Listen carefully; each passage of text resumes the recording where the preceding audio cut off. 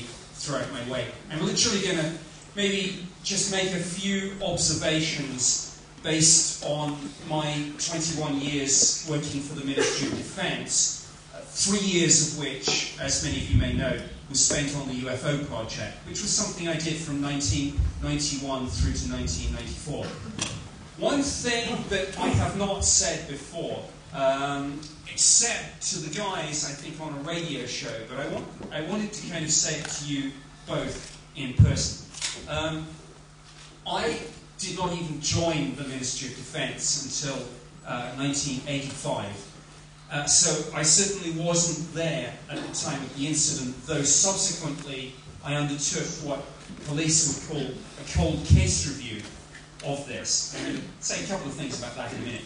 But even though I don't feel that I have done anything wrong here, I just sort of, as the nearest thing there is, perhaps, to an official spokesperson, I actually want to say sorry to you guys. You know, so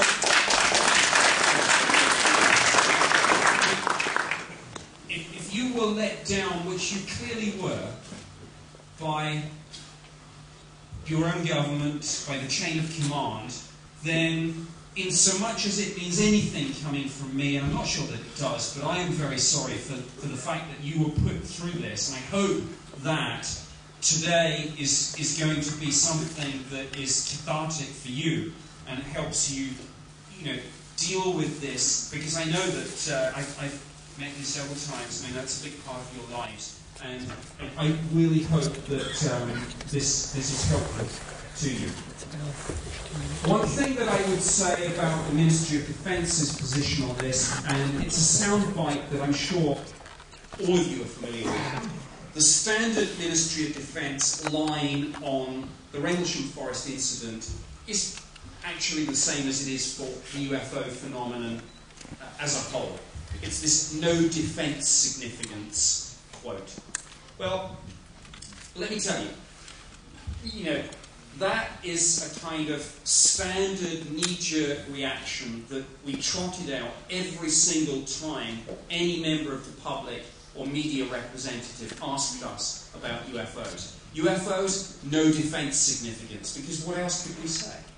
And you know what? Most times, we were right. Because, of course, most times it did just turn out to be misidentification of aircraft lights, weather balloons, etc. But on this occasion, absolutely take this to the bank.